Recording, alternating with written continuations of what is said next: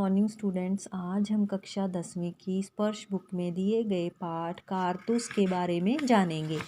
इसके लेखक हैं हबीब तनवीर। इसमें एक वीर जाबाज के किस्से का वर्णन किया गया है और अंग्रेजी शासन के बारे में बताया गया है। यह एक एकांकी है जिसमें पात्र हैं कर्नल, लेफ्टिनेंट, सिपाही और सवार। अवधि है 5 मिनट। जमाना है यानी समय है 1799। समय है रात्रि का। स्थान गोरखपुर के जंगल हैं जहाँ पर कर्नल कालीज ने खेमा डाला हुआ है, यानी कि एक अस्थायी निवास बनाया हुआ है। कर्नल बताते हैं कि जंगल की ज़िंदगी है वो बड़ी ही खतरनाक है और लेफ्टिनेंट कह रहे हैं कि हमें हफ्ते भर से ऊपर का समय हो गया है, हमारे सिपाही तंग आ गए हैं। ये वजीर अली तो हाथ ही नहीं आ रहा है। कर्नल को वजीर अली के अफसाने सुनकर रॉबिन हुड की याद आ जाती है। रॉबिन हुड भी एक जाबाज था जो अमीरों से धन लूटता था और गरीबों में बांट देता था। लेफ्टिनेंट कर्नल कॉलिज, ये सादत अली कौन है? कर्नल आसिफ दौला का भाई है, वजीर अली का और उसका दुश्मन है। असल में नवाब आसिफ दौला के कोई लड़का नहीं था। तो वजीर अली की पैदाइश, जब वजीर अली पैदा होता है तो सादत अली उसे अपनी मौत मान लेता है, क्योंकि उसे पता है कि जब वजीर अली को मेरी असलियत पता चलेगा तो वो मुझे मार डालेगा। लेफ्टिनेंट, मगर सादत अली को अवध के तख्त पर बिठाने में क्या मसलहत है?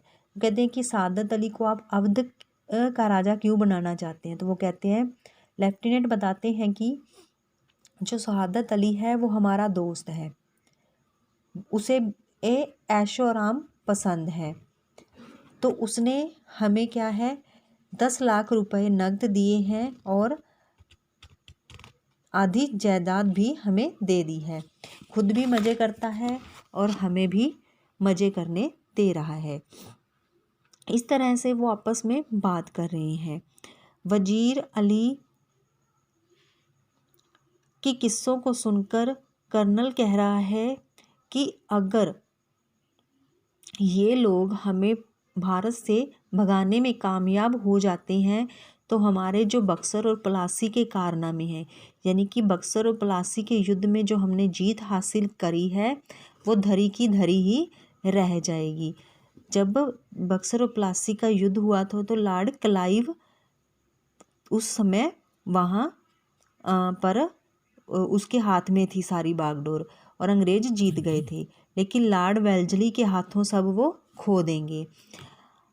लेफ्टिनेंट, वजीर अली की आज़ादी बहुत ख़तरनाक है, हमें किसी न किसी तरह इस शख्स को गिरफ्तार कर ही लेना होगा।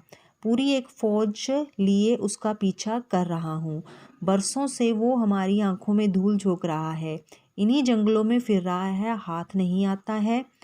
उसके साथ चंद जाबाज हैं, मुट्ठी भर आदमी, मगर ये दमखम। अब वो क्या है, वजीर अली की बहादुरी के बारे में बात कर रहे हैं। लेफ्टिनेंट, सुना है वजीर अली जाति तौर से भी बहुत बहादुर आदमी है। कर्नल, बहादुर न होता तो यूँ कंपनी के वकील का कत्ल कर देता।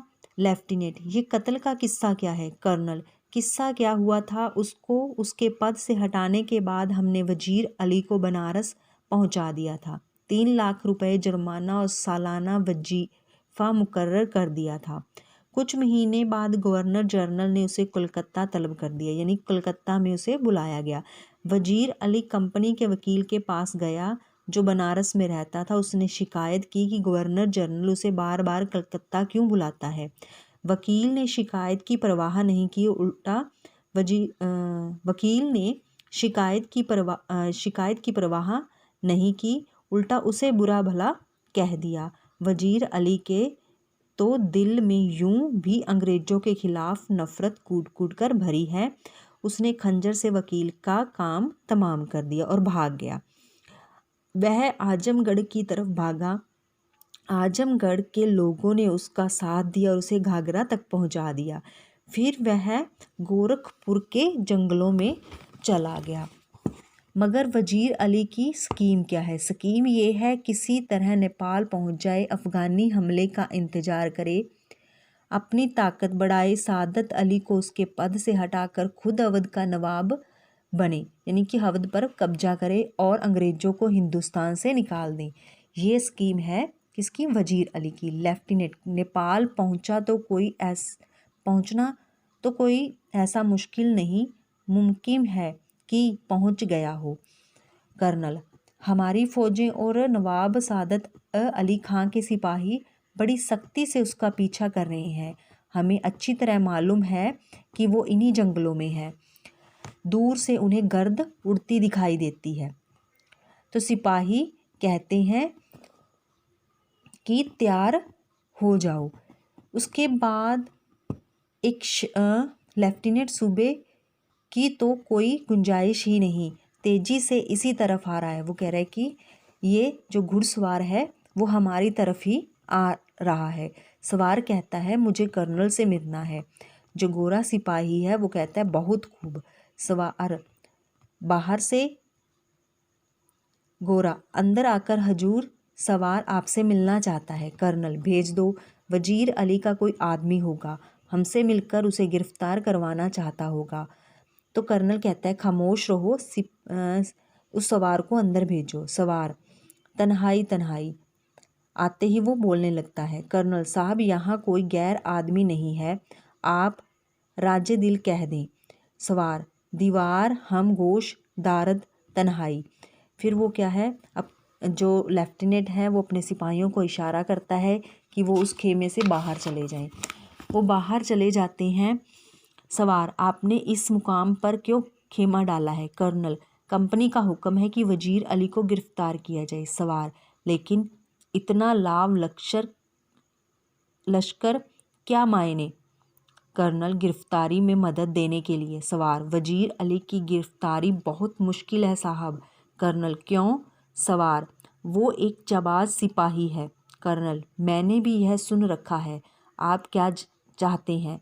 सवार, चंद कारतूस। कर्नल, किस लिए? सवार, वजीर अली को गिरफ्तार करने के लिए। कर्नल, ये लो 10 कारतूस।